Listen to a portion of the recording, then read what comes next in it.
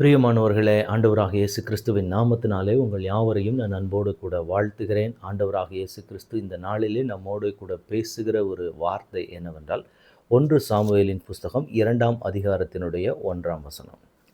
அப்பொழுது அன்னாள் ஜெபம் பண்ணி, என் இருதயம் கர்த்தருக்குள் களிகூருகிறது, என் கொம்பு கர்த்தருக்குள் உயர்ந்திருக்கிறது, என் பகைஞரின் மேல் என் வாய் திறந்திருக்கிறது, உம்முடைய இரட்சிப்பினாலே சந்தோஷப்படுகிறேன். இந்த வார்த்தையை கேட்டுக்கொண்டிருக்கிற எனக்கு அன்பான தேவனுடைய பிள்ளைகளே, அன்னாளினுடைய ஒரு விசுவாச அறிக்கை, அன்னாள் தேவ சமூகத்துக்கு முன்பாக சொன்ன ஒரு காரியத்தை இந்த இடத்துல நாம் பார்க்கிறோம். அவங்க அறிக்கையிடுகிற காரியத்தை பார்க்கும்போது, என் இருதயம் கர்த்தருக்குள் களிகூருகிறது, என் கொம்பு கர்த்தருக்குள் உயர்ந்திருக்கிறது, என் பகைஞரின் மேல் என் வாய் திறந்திருக்கிறது. இந்த நாளில் நாம் கடந்து போகிற பாதையில் இதெல்லாம் என்னுடைய வாழ்க்கையிலேயும் சம்பவிக்க வேண்டும் என்று சொல்லி நாம் விரும்புகிறது நிறைய உண்டு.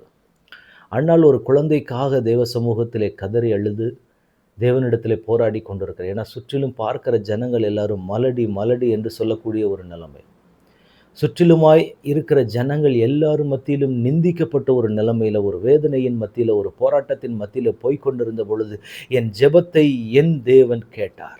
எனக்கு அதில் பதில் கொடுத்து, எத்தனை ஜனங்கள் என்னை பார்த்து மலடி என்று சொன்னார்களோ அத்தனை பேருக்கு முன்னாடி என்னை இன்றைக்கு பிள்ளைத்தாட்சியாய் கர்த்தர் நிற்க வைத்திருக்கிறார். ஒரு தாய் என்ற ஒரு ஸ்தானத்தை கொடுத்து என் தேவன் என்னை நிற்க வைத்திருக்கிறார். அந்த தேவன் எப்படிப்பட்டவராக இருக்கிறார்னா, அவருடைய இருதயத்துக்குள்ளே நான் களிகூறுகிறேன், என் கொம்பு கர்த்தருக்குள் உயர்ந்திருக்கிறது, என் பகைஞரின் மேல் என் வாயை என்ன வச்சிருக்காருன்னா திறந்திருக்கிறது. ஏன்னா இதுவரைக்கும் சில போராட்டத்தின் மத்தியில் நம்ம போகும்போது இதே மாதிரி கூட ஒரு குழந்தை இல்லாத ஒரு நிலைமை, அல்லது நீண்ட நாட்களாக திருமணமாகாத ஒரு நிலைமை, நல்ல ஒரு வேலையில் இல்லாத ஒரு நிலைமையில் நாம் போகும்போது இந்த உலகம் அநேக விதமான கேள்விகளை நமக்கு முன்பாக வைப்பாங்க. அந்த கேள்விகளுக்கு நம்ம என்ன பதில் சொல்கிறது அப்படிங்கிறது ரொம்ப யோசிக்கக்கூடிய ஒரு விஷயமா இருக்கும். அவங்க கிட்ட வாயை அடைச்சி போகிற மாதிரி தான் இருக்கும். அவங்க கேட்குற கேள்விகளாக இருக்கட்டும், அவங்க பேசுகிற நிந்தித்து வார்த்தைகளாக இருக்கட்டும், அதை எல்லாமே கடந்து போகிறது அப்படிங்கிறது ஒரு எளிதான ஒரு காரியமாக இருக்காது. ஆனால் ஆண்டவர் இன்றைக்கு அந்த நேரத்தில் அன்னாள் தேவ சமூகத்தை நோக்கி கதறினாங்க. அப்போ அந்த ஜெபத்துக்கு ஆண்டவர் பதில் கொடுக்கும்படியாக ஒரு ஆண் பிள்ளையை கொடுத்து ஆசீர்வதித்தார். இன்றைக்கு கர்த்தருடைய சமூகத்தில் காத்திருக்கிற உங்களுக்கும் எனக்கும் இதே வார்த்தையை நீங்களும் நானும் சொல்லும்படி தேவன் ஆசீர்வதிக்க போகிறார். உங்கள் பகைஞர் மேல் உங்கள் வாயை கர்த்தர் திறக்க பண்ண போகிறார். உங்கள் இருதயம் கர்த்தருக்குள் களிகூற போகிறது. கர்த்தருக்குள் உங்கள் கொம்பு உயர்ந்திருக்க போகிறது. ஆண்டவர் உங்களுக்கு நன்மைகளை செய்து ஆண்டவர் உங்களை மகிழ பண்ண போகிறார். என்ன காரியம் இன்றைக்கு நீங்கள் கலங்கி கொண்டிருக்கிற உங்கள் பிள்ளைகளினுடைய வாழ்க்கை நினைத்த ஒரு போராட்டமா, அல்லது உங்களுடைய காரியங்களை குறித்து நீண்ட நாட்களாக திருமணத்திற்காக நாங்கள் காத்திருக்கிறோம், அல்லது திருமணம் முடிந்து ஒரு குழந்தை பாக்கியத்திற்காக நாங்கள் காத்திருக்கிறோம், சுற்றிலும் இருக்கிற மனிதர்களினுடைய நிந்தையான பேச்சுக்கள் எல்லாமே நாங்கள் கேட்டுக்கொண்டு இருக்கிறோம். அந்த சூழ்நிலை எங்களால் கடந்து போகிறது ரொம்ப கடினமான சூழ்நிலையாக இருக்குது. இந்த அன்னாள் அப்படிப்பட்ட ஒரு நிலைமையில் கடந்து போய் தேவ சமூகத்தில் ஜெபிச்சாங்க. அவங்க ஜெபத்துக்கு பதில் கொடுத்த அதே தேவன் அவர் இன்றைக்கும் ஜீவிக்கிறவராக இருக்கிறார். அதனால் அந்த அன்னாளுக்கு ஒரு சாட்சியை உருவாக்கின அதே தேவன் உங்கள் வாழ்க்கையிலையும் ஒரு சாட்சியை ஆண்டவர் நிச்சயமாக உருவாக்குவார். ஆண்டவர் இன்றைக்கு வாக்கு கொடுக்கிறார். இந்த 1 சாமுவேல் 2ஆவது அதிகாரம் 1ஆவது வசனம் உங்கள் வாழ்க்கையிலேயும் நிறைவேறும். அது ரொம்ப தூரத்தில் இல்லை, சீக்கிரத்தில் நீங்கள் ஆண்டவருக்கு முன்பாக அறிக்கையிட போகிறீங்க.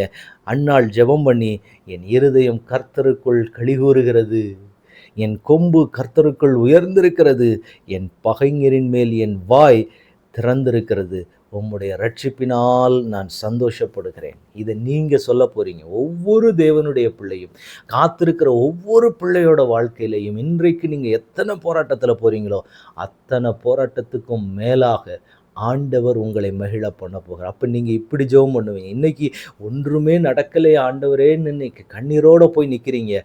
ஒரு நாள் வரும், ஆண்டவர் மன மகிழ்ச்சியோடு நிற்க வைத்து உங்களை சாட்சியாய் கர்த்தர் கொண்டு வந்து நிறுத்துவார். என் தேவன் சொன்னார், என் தேவனுக்குள்ளே நான் களிகூறுகிறேன், என் தேவனுக்குள்ளாக நான் சந்தோஷப்படுறேன் அப்படின்னு சொல்லி நீங்கள் சாட்சியிடுகிற நேரம் வெகு தூரத்தில் அல்ல, சீக்கிரத்தில் கர்த்தர் அந்த சாட்சியை எழுப்ப போகிறார். நீங்கள் என்ன காரியங்களுக்காக இன்றைக்கு நீங்கள் தேவ சமூகத்தில் கதறி கொண்டு இருக்கிறீங்க அது உங்களுக்கு தெரியும்.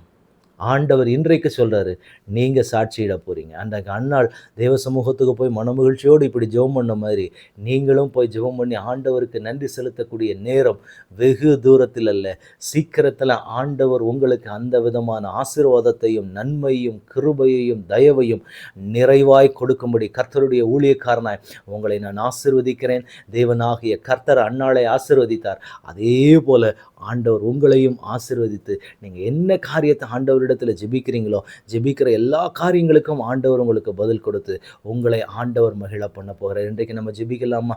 தகப்பனே, உம்முடைய கரத்தில் ஒப்புக் கொடுக்கிறோம். அன்றைக்கு அன்னாள் தேவ சமூகத்தில் நன்றி செலுத்தி ஜெபித்ததை போல ஆண்டவரை ஒவ்வொரு பிள்ளைகளையும் இதே போல விசுவாச அறிக்கையிட கர்த்தர் கிருபை செய்யுங்க ஆண்டவரை. இன்றைக்கு கண்ணீரோடு நின்று கதறி ஜெபிக்கிற பிள்ளைகள், சீக்கிரத்தில் கர்த்தர் இந்த வார்த்தைகளை அந்த பிள்ளைகளுடைய வாழ்க்கையில் கர்த்தர் அறிக்கையிட வைக்க போறீங்க.